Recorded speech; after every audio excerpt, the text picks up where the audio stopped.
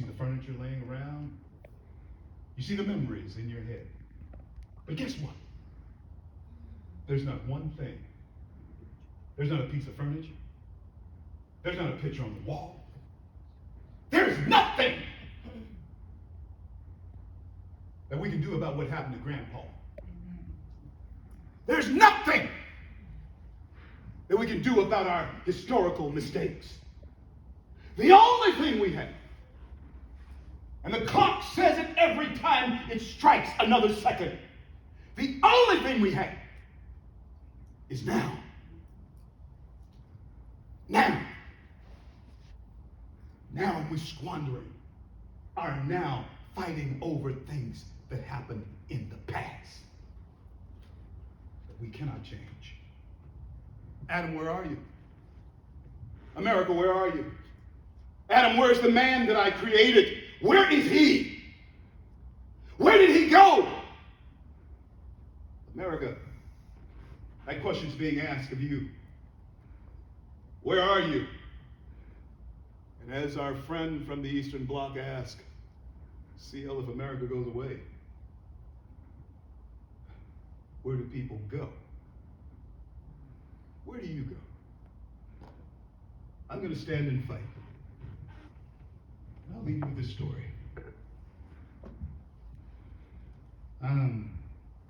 Many years ago, my father, L.C. Bryant, we go by initials because our forebearers were illiterate. They could not spell. My grandfather was a businessman. He was a pulpwood cutter. Did not have any education at all. Neither did his father.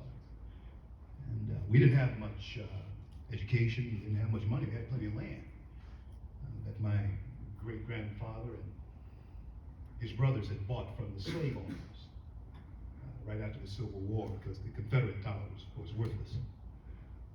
So they bought 300 acres of property. They still hold on to 64 acres of that land now in Louisiana. Even though I live in Florida, but I still have that property.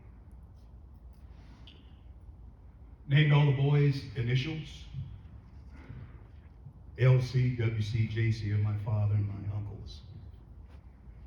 Named all the girls simple names like May and April after the months, and June.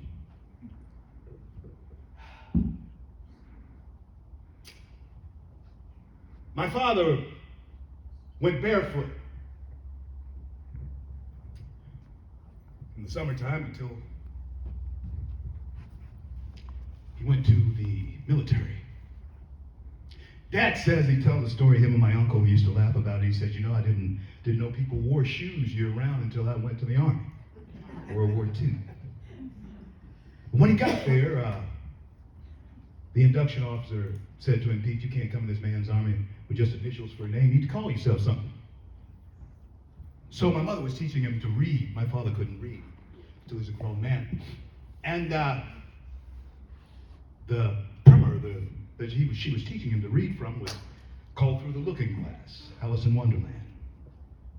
And the name of the author was Lewis Carroll. So he made his LC stand for Lewis Carroll Bryant. Anyway, Lewis Carroll Bryant became a cook in the military, and when he got out of the military, he decided to leave the farm and get into the restaurant business, and he did very well. By this time, he'd gotten himself a decent amount of book learning, and he was doing quite well. I was about 7 years old when this story happened. He had bought me a brand new bike. And I was riding that bike in our neighborhood, which was a nice neighborhood, but not too many streets over. It was not such a nice neighborhood, and I pretty much strayed into that neighborhood. Bully comes along, knocks me off the bike, takes it. I try to chase him down, can't do it. Sunday afternoon, knew Dad is at home, so I go tell him what had happened. The old World War II veteran said, do you know where he lives? I said, yes, sir, I do. Get in the car. Gonna get your bike. So we rode around to where it was, and lo and behold, there it was, my bike in that boy's yard. Dad pulled up about a block away from where the bike was, And he looked me in the eyes. Steely-eyed he was. And he says, "There's your bike. You go get it." Well, I figured since he drove me around there, he would get out and go get it for me. But no, what that old man wanted to see is what his son was made of.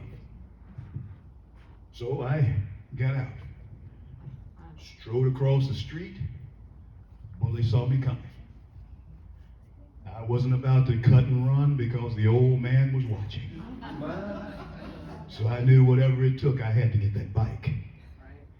In boy fashion, we went after it. Yeah, he ripped me up pretty good. He was bigger than me, a little older. But I can tell you all this. I rode home on that bike.